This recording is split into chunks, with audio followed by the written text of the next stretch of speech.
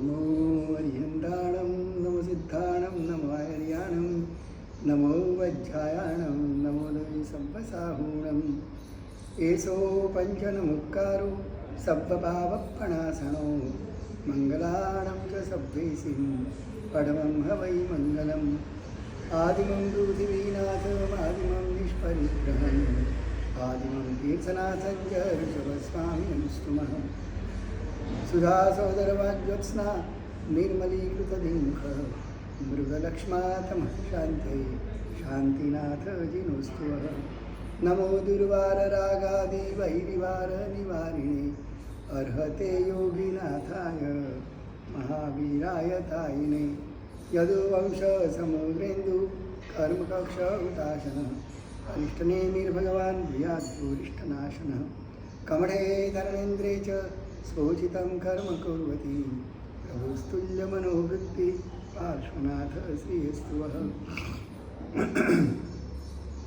अंगूठे अमृतरसे लब्धितमानन्दार श्री गुरु गौतम समये वाञ्छितफलदातार मंगलम भगवान वीरो मंगलम गौतम प्रभु मंगलम स्थूलभद्राद्या जैनधर्मोस्तु मंगलम शिवमस्तु सर्वजगतः परहितनिरता भवन्तु भूतगणाः दोषाप्रयान्तु नाशं सर्वत्र सुखी भवतु लोकः सर्वत्र सुखी भवतु लोकः सर्वत्र सुखी भवतु लोकः अज्ञानतिमिरान्धानां ज्ञानाञ्जनशलाकया नेत्रमुन्मीलितं येन तस्मै श्रीगुरवे नमः तस्मै श्रीगुरवे नमः।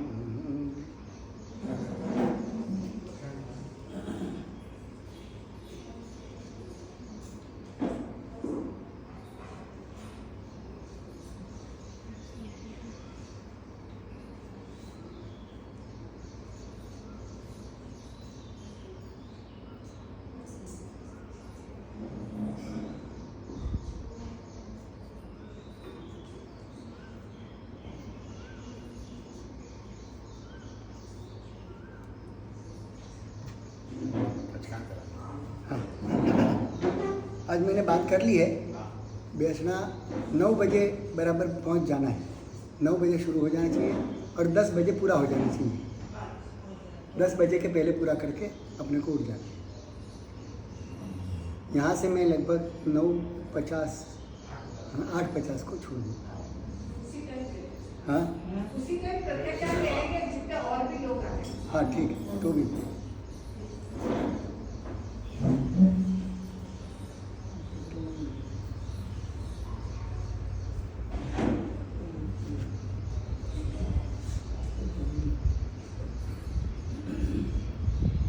अरिहंत परमात्मा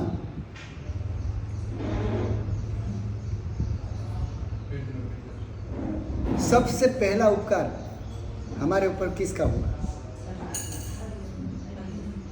हाँ? सिद्ध परमात्मा। क्योंकि हम वो जो मैंने कहा ना कि असंख्य गोलक है दुनिया में, इसमें अनंता जीव भरे हुए, उस अनंता में हम भी पड़े थे। अनंत काल से थे, अनादि अनंत काल से। अनादि यानी जिसका प्रारंभ नहीं है। आप बोलोगे ऐसा कैसे हो सकता है कि इसका प्रारंभ ही न हो? आप कहोगे ये जीव कर्म से बंधन में कब आया, तो आप क्या जवाब दोगे? सोना खदान में कब गया अशुद्ध होने के लिए? कि पहले से ही सोना अशुद्ध ही है? खदान में जो सोना है वो कैसा है? शुद्ध है कि अशुद्ध? अशुद्ध है। पहले अशुद्ध हुआ कब? पहली बार सोना शुद्ध होगा और उसमें कचरा मिला होगा, तब जाके वो खदान में पड़ा है ना। यानी पहली बार अगर आप सोचोगे कि खदान में सच्चा सोना जो शुद्ध था वो अशुद्ध कैसे हुआ, पहली बार उसमें अशुद्धि आई कहाँ से? तो है कोई जवाब?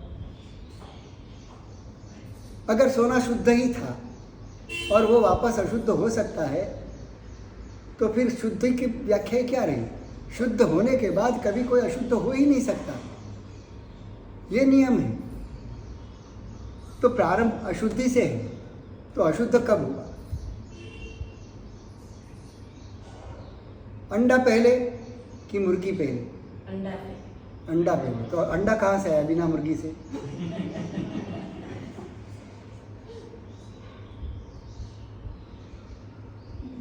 बिना मुर्गी अंडा नहीं है, और बिना अंडे मुर्गी नहीं है। तब कौन पहले कौन आया होगा? अंडा आया होगा कि मुर्गी आया होगा?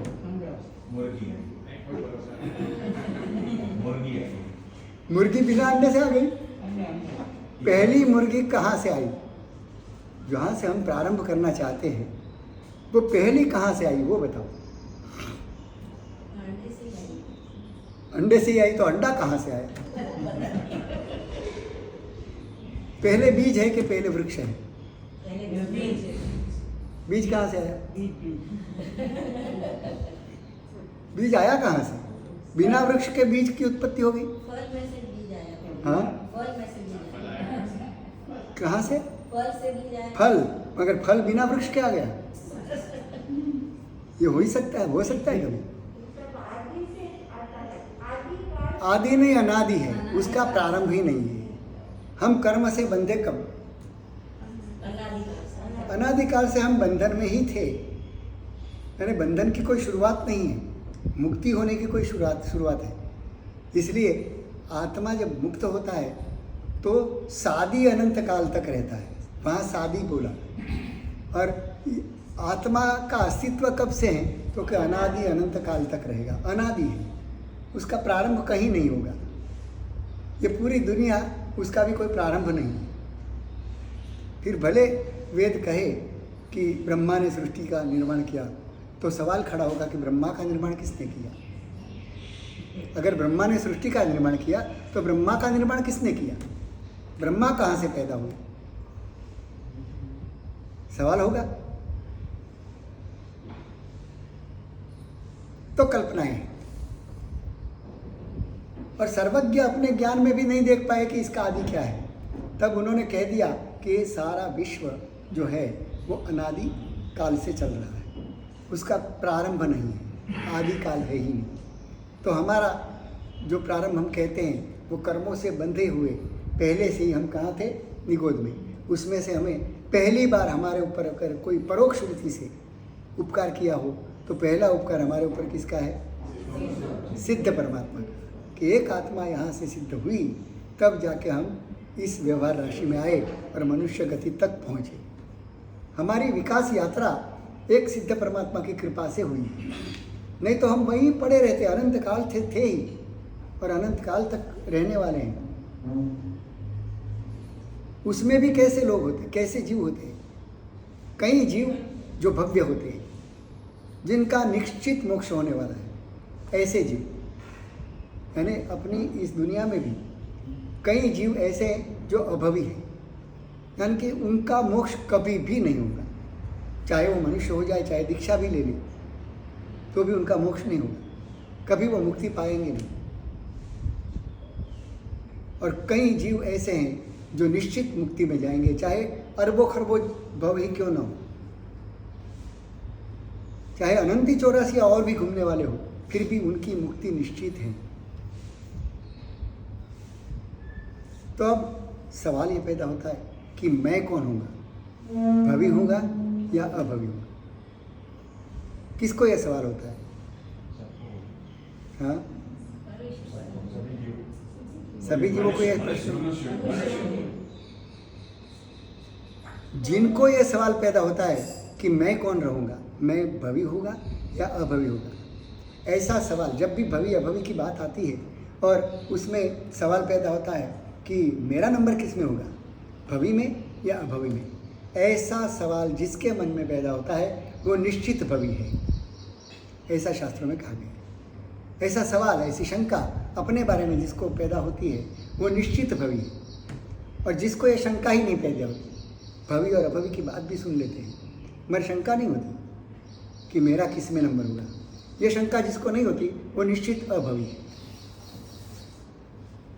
ये थर्मामीटर है अपने भव्यत्व को नापने का। हाँ?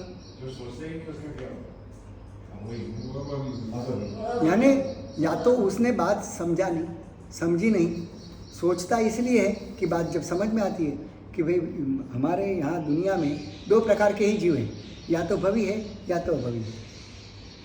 तो तुम्हें तुरंत ही प्रश्न खड़ा होगा ही मन में, भले पूछोगे नहीं, पर मन में एक शंका तो बड़ा खड़ी होगी, भाई दो ही प्रकार के हैं तो मेरा नंबर किस में होगा, ये सवाल पैदा होगा।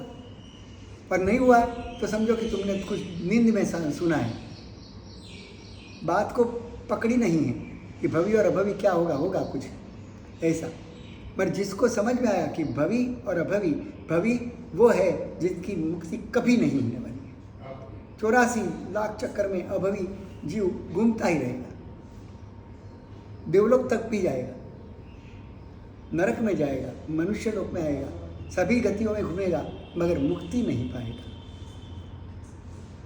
और कई जीव ऐसे हैं कि जो निश्चित मोक्ष में जाने वाले हैं, भले आज वो हिटलर बने हो, हिटलर भी भवी हो सकता है, इतना क्रूर कर्म करने वाला भी भवी हो सकता है। तो अब प्रश्न तो खड़ा होगा कि ये दो ही जीव है, तीसरा नहीं, एक तीसरा भव है, मगर वो तुम्हारी राशि में नहीं आता है, जाति भव्य होते हैं, भवी अभवी और जाति भव्य, 3 प्रकार के जीव हैं। मगर जो जाति भव्य हैं उनमें मोक्ष में जाने की क्षमता है, मगर मोक्ष में जाने की सामग्री नहीं मिलती, कभी उनको साधन नहीं मिलता, और बिना साधन वो मोक्ष में जा नहीं सकते। तभी वो उनकी क्वालिटी है मोक्ष में जाने की, मगर वो कभी नहीं जाएंगे, और वो हमारे बीच में नहीं आते, कभी व्यवहार राशि में आते ही नहीं, अव्यवहार में ही रहते, इसलिए वो हमारे बीच में नहीं आते जाति भव्य लोग। मगर अभवी और भवी ये दोनों हमारे बीच में यहाँ भी बैठे होंगे। जाति भव्य मतलब क्या है? जाति भव्य यानी क्या હોય એ નિગોદમાં જ રહે, એટલે તો એને મનુષ્ય ભવ સુધી પહોંચે જ નહીં, મનુષ્ય ભવ સુધી પહોંચે નહીં તો મોક્ષમાં જાય કેવી રીતે? મોક્ષમાં જવા માટે મનુષ્ય ભવ અત્યંત આવશ્યક છે, અને એ ગતિ સુધી ક્યારે આવે જ નહીં। એ કેમ ના આવે? તો કે એ અનંતકાળ સુધી એના એ નિગોદમાં ને નિગોદમાં જ પડ્યા રહે, એવા ભારે કર્મથી લેપાયેલા છે કે વ્યવહાર રાશિમાં ક્યારેય આવે જ નહીં। એટલે એ જાતિથી ભવ્ય છે, એનામાં ભવ્યત્વની ક્ષમતા છે, પણ એને મોકો નથી મળતો, मौका नहीं मिलता है। कई दुनिया में ऐसे गरीब घराने में जन्म लेने वाले बच्चे होते हैं जिनमें क्षमता बहुत होती है, मगर उनको मौका नहीं मिलता, इसलिए वो करोड़पति नहीं होते, मगर क्षमता बहुत होती है उनकी। तो मौका मिलना वो भी बहुत पुण्य की बात है, हमें मौका मिल गया, हम उनमें से आ गए हैं कि जिनको मौका मिल चुका है। अब उस मौके का उपयोग करना या नहीं करना वो हमारे पर है। जैसे कोई कन्या है, बच्चा पैदा करने की क्षमता है उसमें, मगर वो किसी पुरुष के संपर्क में आए ही नहीं, तो क्षमता तो है, मगर उनको बच्चा कभी नहीं हो सकता जब तक वो पुरुष के संपर्क में नहीं आए या शादी नहीं करेगी, तब तक वो बच्चा पैदा होगा नहीं। क्षमता है मगर होगा नहीं। वैसे ही ये जाति भव्य जीव, उनमें क्षमता है मुक्ति पाने की, मगर वो कभी पाएंगे नहीं, खाली जाति उसकी भव्य की है। तो ऐसे 3 प्रकार के जीव हैं निगोद में अनंत काल से, तो उनके ऊपर साक्षात अगर पहला उपकार हुआ हो तो वो सिद्ध परमात्मा का हुआ कि सिद्ध एक हुए तब जाके मैं उसमें से बाहर निकल पाया हूँ। अगर वो सिद्धि गति में नहीं जाते तो हम वहीं रहते। तो पहला उपकार हमें बाहर निकालने का काम किसने किया? सिद्ध परमात्मा ने। एक बार हम इस व्यवहार में आ गए, व्यवहार राशि में आ गए, अब हमारी पूरी विकास यात्रा के ऊपर सबसे ज़्यादा गहरा प्रभाव किसका है? अब अरिहंत का। बिना अरिहंत के आलम्बन से हमारी मुक्ति संभव ही नहीं। तो निगोद से बाहर निकालने का काम सिद्ध परमात्मा ने किया, और बाहर निकालने के बाद ठेठ मोक्ष तक घसीट के हमें ले जाने की ताकत किसमें है? अरिहंत परमात्मा में। इसलिए हमारे लिए एक बार हम व्यवहार में आ गए, अब हमको मोक्ष में जाना हो तो हमें कौन ले जाएगा? अरिहंत परमात्मा। और सारे 9 पद का आधार भी कौन है? अरिहंत है। क्योंकि धर्म की स्थापना की उन्होंने, किसी को दीक्षा दी तो साधु पद आया, किसी साधु को आचार्य बनाया तो आचार्य पद आया, किसी को उपाध्याय बनाया तो उपाध्याय पद आया। और ये सब साधना बताने वाले अरिहंत परमात्मा, उन्होंने साधना किस लक्ष्य से बताई? मोक्ष लक्ष्य। तो सिद्ध परमात्मा हुए। तो सारे 9 पदों का मूल स्रोत अगर कोई हो तो कौन है? अरिहंत परमात्मा। तो सोचो ये कितना गरिमावंत पद है अरिहंत पद। 9 पद में से एक पद की भी उपासना हमें मुक्ति दिला सके, इतना सामर्थ्य है। और उन 9 पदों का भी सार अगर कोई हो तो अरिहंत परमात्मा है। इसलिए अरिहंत परमात्मा तो अद्भुत तत्व है, और इसीलिए तो बहुत रेयर होते हैं। एक उत्सर पीढ़ी अवसर पीढ़ी में अनंता जीव यहाँ आते हैं, असंख्य जीव मोक्ष में जाते हैं। तो इतने मोक्ष में जाने वाले में से सिर्फ 24 ही ऐसे जीव होते हैं। हाँ, वो तीर्थंकर। केवल ज्ञानी तो असंख्य हो जाएंगे। तीर्थंकर 24। हाँ, केवल ज्ञानी तो आज तक में असंख्य हो गए और असंख्य सिद्ध हो गए। मगर उन सब की जड़ क्या है? अरिहंत परमात्मा है। अरिहंत हम इसको उसी को कहते हैं जो तीर्थंकर बनते हैं, उसी को हम अरिहंत के नाम से। नहीं तो नमो अरिहंताणम में कौन से आए? सारे सिद्ध भगवान वो भी अरियों का नाश करने वाले ही। मगर सिद्धों को हमने अलग से नमस्कार किया है। अरिहंत यानी 4 कर्मों से युक्त, घाती कर्मों से युक्त। अघाती का क्षय हो गया। देहधारी अरिहंतों को हम कहते हैं। देहधारी जो परमात्मा है, तीर्थंकर परमात्मा है, उसी को हम अरिहंत के नाम से पुकारते हैं। सभी केवली को नहीं, सभी केवली को अरिहंत नहीं कहते। अरिहंत विशिष्ट तीर्थंकरों के लिए प्रयोग में आता है। सभी केवली किस चीज में चले जाते हैं? किसमें? मतलब बाकी हिंदुस्तान में तो वो केवल ज्ञान हुआ, केवली के मतलब वो अरिहंत जो है 13वें। और फिर वो 13वें में जितना उनका आयुष्य वो स्थिर है। देहधारी अरिहंत ही है, वो देहधारी अरिहंत ही है। मगर अरिहंत का प्रयोग हम तीर्थंकर के लिए करते हैं। इस शब्द का प्रयोग हम तीर्थंकरों के लिए करते हैं, क्योंकि वो विशिष्ट 34 अतिशय से युक्त होते हैं और उनकी वाणी में 35 अतिशय होते हैं। वाणी में भी ऐसे अतिशयधारी सामान्य केवली नहीं होते। केवली ज्ञान के क्षेत्र में अरिहंत से बिल्कुल कम नहीं। ज्ञान बिल्कुल अरिहंत के बराबर होता है, तीर्थंकर के बराबर ही होता है। ज्ञान में कोई कमी नहीं, मगर उसकी डिलीवरी, उसकी वाणी में वो शक्ति, उनका चारों ओर प्रभाव, वो सौभाग्य नाम कर्म कि जो देखे वो आकर्षित हो जाए, वो वश हो जाए परमात्मा को। तो ऐसा जो एक प्रभाव विश्व में फैलता है वो सिर्फ और सिर्फ तीर्थंकर का ही होता है, केवली का भी नहीं होता। इसलिए इस पद की गरिमा है। तो उनकी वाणी में कौन से ऐसे गुण होते हैं? 35 गुण होते हैं वाणी में। उससे अपने को भी पता लगे कि हमारी वाणी में क्या गुण होने चाहिए, हमारी वाणी कैसी होनी चाहिए। परमात्मा की वाणी का वर्णन हम इसलिए करते हैं कि जिससे हमारी वाणी भी वैसी बने। समझ में आया? तो पहला गुण है संस्कारवच्च, यानी व्याकरण के नियमों से युक्त होती है। व्याकरण पढ़ने की जरूरत नहीं पड़ती, मगर उस नियमों के अनुसार ही उनकी वाणी निकलती है। कोई भी व्याकरण का नियम भंग नहीं होगा उनकी वाणी से, कि उन्होंने कोई गलत प्रयोग करेंगे नहीं कभी। वो जो भी बोलेंगे बिल्कुल व्याकरण के नियम में सही उतरा हुआ ही बोलेंगे। तो उनकी वाणी में व्याकरण के नियम से युक्त होने के कारण व्याकरण का संस्कार उसके ऊपर होता है।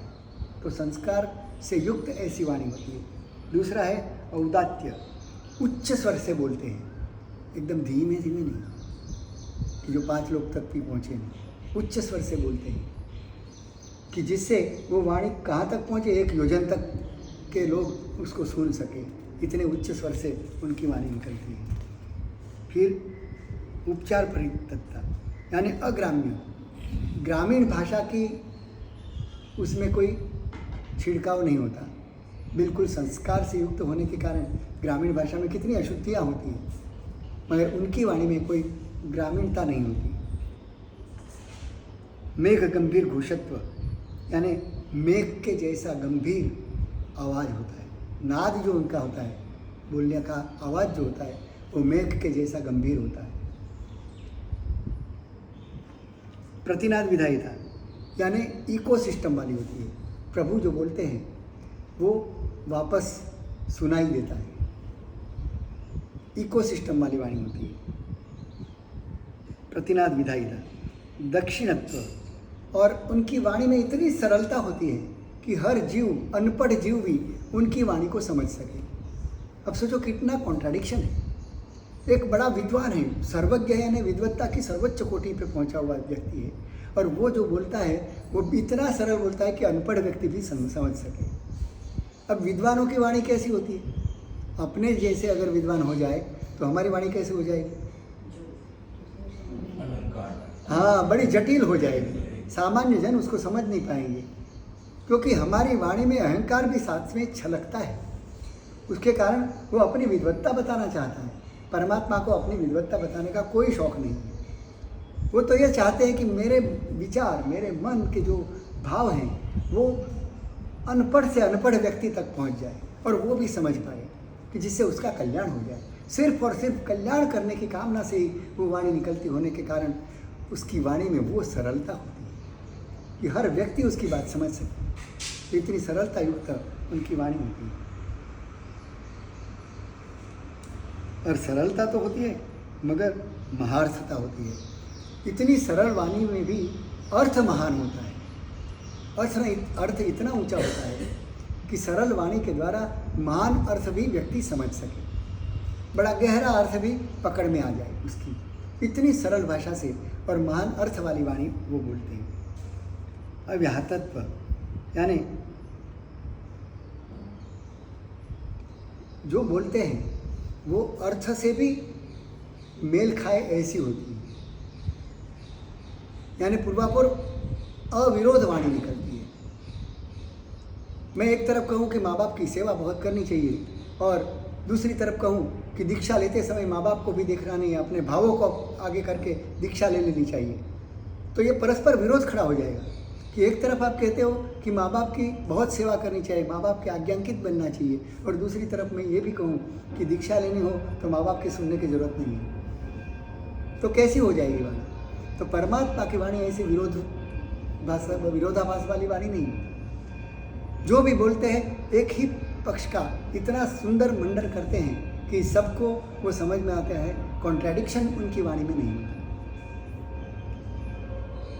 शिष्टत्व सिद्धांत के अर्थ को कथन करने वाली और वक्ता भी कितना शिष्ट है ये बताने वाली होती है, ये उसमें से प्रतिपादित होता है। संशय अभाव, वो जो भी बोलते हैं उसमें किसी को संशय नहीं रहता, संशय रहित वाणी होती है। कभी कभी हम गंभीर बात बता देते हैं तो किसी को कल्पना करने का एक मौका मिल जाता है कि ये ऐसा होगा या ऐसा होगा, शंका पड़ जाती है, मगर प्रभु की वाणी में कोई शंका पैदा नहीं हो ऐसी ही वाणी निकलती है। निशंक वाणी होती है कि किसी को भी उनके वचन सुनकर के कोई शंका पैदा नहीं होती। संशयाभाव निराकृतान्योन्यतत्व यानी दूसरे की वाणी का कोई प्रभाव उनके ऊपर नहीं होता, जिसके किसी का दूषण उनकी वाणी में आ जाए, अन्य के दुष्ट प्रभाव उनकी वाणी पे नहीं होता। कोई कितना भी दुष्ट बोल के गया तो भी उनकी वाणी में कोई फर्क नहीं होता। मेरे को एक क्या मिलने आई थी, एयर होस्टेस थी।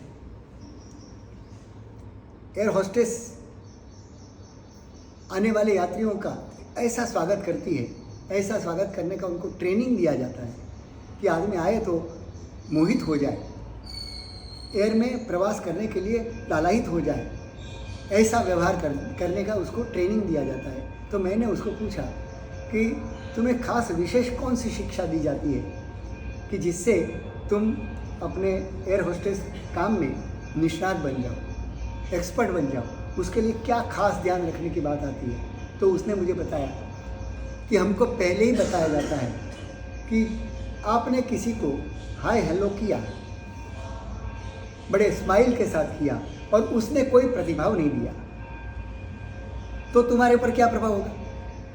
50 लोगों के सामने मैं तुम्हें हाय हेलो सब कुछ बोलता हूँ, तुम्हारे सामने स्माइल करके बोलता हूँ और तुम जैसा कुछ सुना ही नहीं, और मेरे सामने भी देख रहे हो, लोग भी देख रहे हैं कि इसने देखा भी है, और फिर भी उसकी तरफ से कोई प्रतिभाव नहीं, न स्माइल का न कोई आनंद का, कोई प्रतिभाव नहीं हो, तो तुम्हारे पर क्या प्रभाव होता है। हाँ, अच्छा नहीं लगेगा ना। तो एयर होस्टेस ने ये बताया कि हमें ये ट्रेनिंग दी जाती है, पहले ही ये बात बताई जाती है कि कोई भी व्यक्ति को तुमने हाय हेलो किया और उसने अगर प्रतिभाव नहीं दिया तो उसका प्रभाव दूसरे व्यक्ति के हाय हेलो में आना नहीं चाहिए, नहीं तो दूसरे के साथ भी कैसे फीका व्यवहार हो जाएगा। यार वो तो बिल्कुल फीका आदमी निकला जिसने प्रतिभाव कोई दिया ही नहीं, और उसकी अगर उसका विषाद मन में रहेगा तो तुरंत वो तो फटाफट लोग उतरते हैं, तुरंत दूसरे व्यक्ति को भी हाय हेलो करना होता है। तो उस समय उस भाव का प्रभाव दूसरे व्यक्ति के साथ हाय हेलो के समय नहीं होना चाहिए, तब जाके एयर होस्टेस एक नंबर की हो सकती है। ये उसने बताई हुई बात बताता हूँ। वैसे ही परमात्मा की वाणी पे दूसरे किसी भी शब्दों का असर नहीं होता, अब प्रभाव नहीं होता। हृदयंगमता यानी अंतःकरण को प्रसन्न करने वाली वाणी होती है। कोई बोलते हैं तो लगता है तुम बोलते ही रहो, हम सुनते रहे, बड़ा आनंद होता है, बड़ा अंदर से एक हर्ष पैदा होता है, प्रसन्नता पैदा होती है। उनकी वाणी सुनते सुनते लगता है कि डायबिटीज हो जाएगा। हाँ, इतनी मधुर वाणी कि तुम्हें बार बार सुनने की इच्छा हो, वो रुके ही नहीं, बस अविरत बोलते ही रहे, ऐसा भाव होता है। और कभी कभी कोई 2 मिनट भी बोलता है तो लगता है यार ये 2 मिनट भी बहुत लंबी हो गई, ये कब छोड़ेगा, ये कब बैठ जाए। और फिर भी वो नहीं बैठे तो तालियां बजा करके उसको हम प्रोत्साहित करते हैं कि डिप्रेस करते हैं। बिना कारण तालियां जब पड़ने लगे ना तो समझ लें कि लोग हमको अब बैठ जाने का सूचन कर रहे हैं। हाँ, कारण हो कि मैंने जोक्स क्रैक किया हो और तुम तालियां बजाओ तो समझ सकता हूँ, मगर बिना किसी वजह से अगर आपकी तालियां बजने लगे तो क्या समझ लेंगे। हाँ कि भाई बैठ जा, अब तुम्हारी वाणी बहुत हो गई।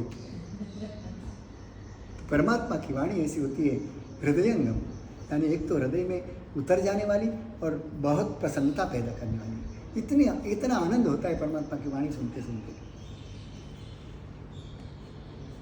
मिथा साकांक्षता यानी पद और वाक्यों, जो भी पद और वाक्य में बोलूँ वो परस्पर सापेक्ष हो, निरपेक्ष ना हो। मैं अभी कुछ बोला, दूसरे वचन में कोई दूसरा ही विषय आ गया, तीसरे वचन में कोई पागलता जैसी, एक वाक्य का दूसरे से कोई संबंध नहीं, असंबद्ध वाक्य वाली वाणी नहीं होती। बिल्कुल एक धारा वही चलती है और धाराबद्ध वो वाणी बहती है। देश और काल को अनुसरने वाली, अवसर को लिए उचित हो, ऐसी ही वाणी बोलेंगे। अब परमात्मा के समय में मोबाइल नहीं थे तो मोबाइल का ज्ञान था उनको कि मोबाइल क्या होगा, कैसा होगा, तो उस समय वो उचित नहीं था क्योंकि लोगों को समझ में ही नहीं आएगा कि मोबाइल क्या चीज़ है, इंटरनेट क्या चीज़ है, पता ही नहीं। तो ऐसी बातें अवसर के बिना प्रभु नहीं बोलते। अवसरोचित वाणी ही परमात्मा बताते हैं। तत्वनिष्ठता और वस्तु स्वरूप को अनुसरने वाली, यानी जो तत्व उनको प्रतिपादन करना है उसी को ध्यान में रख करके वो वाणी बोलते हैं, इधर उधर की बातें नहीं करते। अप्रकीर्ण प्रस्तुतत्व यानी विषयांतर नहीं होता और अति विस्तार भी नहीं करते। एक छोटी सी बात को बताने के लिए 1 घंटा प्रवचन दे दिया, बात इतनी छोटी सी, मगर इतना विस्तार करने की आवश्यकता नहीं होगी तो प्रभु कभी अविस्तृत यानी विस्तार नहीं करेंगे। जो 5 शब्दों में अगर सामने वाला समझ सकता है तो 6ठा शब्द नहीं बोलेंगे, यानी बिल्कुल अप्रकीर्ण प्रसृतत्व और स्वश्लाघा और अन्य निंदिता। स्वयं की प्रशंसा कहीं ना हो जाए, इसका भी उनकी वाणी में ध्यान होता है कि मेरी कहीं प्रशंसा ना हो जाए और अन्य किसी की निंदा ना हो जाए। नहीं तो वो सब कुछ जानते हैं, वहाँ सामने बैठने वाले जो जीव आते हैं कितने घटिया किस्म के हैं वो जानते हैं कि नहीं जानते। और जो जानते हैं बिल्कुल सत्य जानते हैं, ऐसा भी नहीं कि शंका के से युक्त है, वो सत्य जानते हैं। और कभी भी इतने घटिया किस्म के व्यक्ति की भी निंदा उनके प्रवचन में नहीं है, चाहे कोई भी बैठा हो सामने और कितने भी घटिया किस्म का आदमी हो, उनकी सारी बातें जानते हुए भी एक भी मर्म वो खोलेंगे नहीं, कभी उनकी निंदा उनके प्रवचन में नहीं है। ऐसे स्वश्लाघा यानी स्व प्रशंसा और अन्य निंदा उनकी वाणी में कहीं नहीं आएगी। अभिजात्य प्रतिपादन जो करना है उसी विषय को, उसी विषय की भूमिका के अनुसार ही वो बोलते हैं। जो मुझे आज बताना है उसी विषय को लेकर के आगे पीछे की बातें करूँगा, अन्य विषय की बातें आज के इस विषय में नहीं होगा। और अतिस्निग्ध मधुरत्व, घी के जैसी अत्यंत मुलायम, पुष्टिकारक और मधुर, गुड़ की तरह मधुर, ऐसी वाणी में मधुरता भी होती है और पौष्टिकत्व भी होता है। प्रशाम्यता, उनकी वाणी प्रशंसा के योग्य होती है। लोग वाणी सुनकर के वाणी की ही इतनी प्रशंसा करते हैं, उनके प्रतिपाद्य विषय की बात तो दूर रही, पर क्या बोलते थे, क्या बस सुनते ही रहो, क्या सुना वो भी इम्पोर्टेंट नहीं रहा। ऐसा आनंद, ऐसा आह्लाद उनकी वाणी सुनते हुए होता था कि लोग उनकी वाणी की प्रशंसा करें। अमर्म वेदिता, किसी के मर्म स्थान को कभी वो उजागर नहीं करते, जानते सब कुछ मगर कभी किसी का मर्म वो बताएंगे नहीं। समझो कि आप तीर्थंकर के पास जाकर के प्रायश्चित मांगो कि गुरुदेव मेरे से इतने इतने अपराध हुए, मुझे प्रायश्चित दे दो, और 2 अपराध आप नहीं बताना चाहते, 50 अपराधों के प्रकाशित कर दिए गुरुदेव प्रभु के पास कि ये इतना इतना अपराध मैंने किया, प्रभु मुझे प्रायश्चित दे दो। अब 2 नहीं बताए वो तो रह गए, पर प्रभु को पता है कि ये 2 चीज़ वो नहीं बोल रहा है। वो अपने आप को मानता है कि ये 2 भी बता दूंगा तो प्रभु की नज़र में मैं उतर जाऊंगा, मैं इतना घटिया हूँ कि इतना भयंकर पाप मैं कर सकता हूँ, तो प्रभु को मैं ये नहीं बताना चाहता। ऐसा अगर कोई सोच करके प्रभु को नहीं बताए तो प्रभु 50 का ही प्रायश्चित देंगे, 52 का नहीं देंगे। और बताएंगे भी नहीं कि तूने ये 2 पाप क्यों नहीं बताए, तो ये 2 भी बता दे, तो मैं तो जानता ही हूँ, तू नहीं भी बताएगा तो भी जानता हूँ। फिर भी प्रभु उसके मर्म को कभी खोलेंगे नहीं। वो जो मर्म रखना चाहता है उसको मर्म रखने देते हैं, उसका कभी उजागर नहीं करते, अकेले को भी नहीं बोलेंगे, क्योंकि मर्म के ऊपर घात करने के लिए एनेस्थेसिया, बेहोशी होनी जरूरी है, और प्रभु किसी को बेहोश करके नहीं करते, होश में रख करके उसको प्रायश्चित देते हैं। तो होश पूर्वक उसने जितना मांगा उतना शुद्ध कर देते हैं, और जितनी अशुद्धि रही वो रही। तो मर्म को उद्घाटित नहीं करते हैं प्रभु। औदार्य, जो कथन करने का है उनको चारों तरफ से पूरा कथन कर देंगे, उसमें कुछ भी छोड़ेंगे नहीं, और संक्षेप में भी पूरा बता देंगे। ये उनकी वाणी की औदार्य, उदारता इतनी होती है, विशालता इतनी होती है कि एक विषय पूरा ही उसमें आ जाए। धर्मार्थ प्रतिबद्धता, धर्म और अर्थ से युक्त ही उनकी वाणी होती है। अधर्म की बातें परमात्मा नहीं बताते कि धर्म कैसे कर सकते हो आप, यही परमात्मा बताएंगे। अधर्म भी कैसा करना है वो कभी नहीं बताएंगे। यानी तुम्हारे जीवन में ऐसी प्रेरणा कहीं तुम भगवान की वाणी से नहीं निकाल पाओगे कि इससे तुम्हारा अधर्म पनप जाए। धर्मयुक्त और अर्थयुक्त ही वाणी परमात्मा की होती है। कारक आदि विपर्यास नहीं होता, यानी कारक, काल, वचन, लिंग, जैसे मैं हूँ पुरुष हूँ तो मैं जो वाणी बोलूँगा तो पुल्लिंग में ही बोलूँगा कि मैं ये करता हूँ, ऐसा ही बोलूँगा। मैं ये करती हूँ ऐसा मैं मेरे मुँह से कभी भूल से भी निकलेगा नहीं। करती हूँ तो लिंग बदल गया। मैं अकेला हूँ, माँ मैं ये करते थे, मैं ये करता था ही निकलेगा, थे नहीं आएगा। तो ऐसी कारक, लिंग, काल, वचन कि एक वचन में है, बहुवचन में है, ये सब देख करके उनकी वाणी में कहीं ऐसा दोष भी नहीं निकलता, कारक विपर्यास नहीं होता, विभ्रम नहीं होता। यानी कोई बात मैं बताऊं तो आपको भ्रम पैदा हो जाए, सत्य प्रतीत होने के बजाय तुम्हें भ्रम पैदा होने लगे तो समझ लेना कि मेरी वाणी में कहीं कमी है कि जिसके कारण तुमको भ्रम पैदा होगा, सत्य नहीं प्रकाशित हुआ। परमात्मा की वाणी भ्रम रहित रखती है। अभी 50 हो गई हैं, वंदन कर।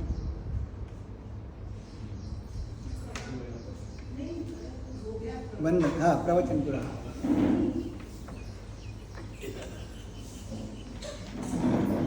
एकमासं न वन्दे पूजामि जय निसीयाय मत्रेण वन्दामि इच्छामि एकमासं न वन्दे पूजामि जय निसीयाय मत्रेण वन्दामि इचकार सुराई सुख तपस शरीर निरावादा सुख संयम जाता है जी स्वामी साता छे जी बात बात होता है। इच्छामि एकमासं न वन्दे पूजामि जय निसीयाय इच्छा कायं संदेश वन पुटमी पिंतरम राय्यम खामे इच्छम खामी भी राय्यम जंकिंची अपत्यम परपत्यम पत्ते पाणी वेचे अलारे सला उच्चासने समासन अंतर्वासे वरिवासाय जंकिंची मज्जवेणे परिणम सोमवारे वा तुभ्ये जानम न जामि तस्सम इच्छामि दुक्कडम इच्छामि एकमासं न दिवजम ये नामी साता देव कृपसाय पचकाण नौकासी थी आयंबीर नौकासी से एकाशनु आयंबीर। बेशनु બધું આવી જશે સભી આવી એયાશનું બધું આવી જશે એમાં नमो वरियंताणं नमो सिद्धाणं नमो आयर्याणं नमो वज्रायणं नमो नमः मेसो वैनोकारो सर्वपापप्रणाशनं मंगलानि तदुपरि गुरुवं हरि मंगलम्।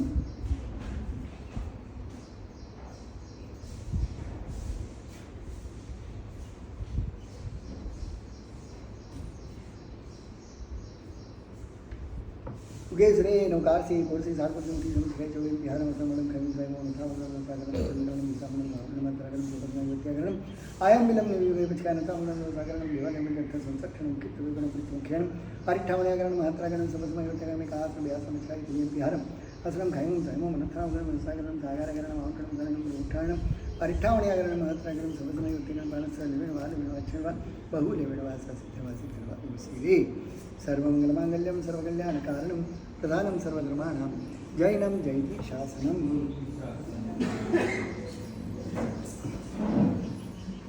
हाँ પહેલા ભગવાન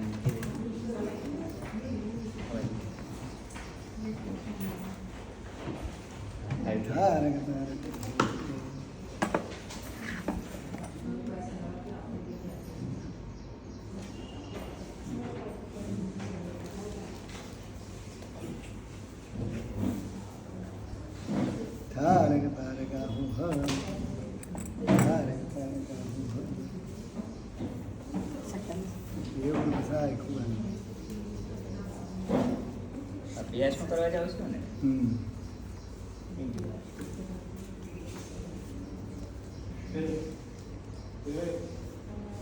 અભ્યાસમાં કરવા જાવ છો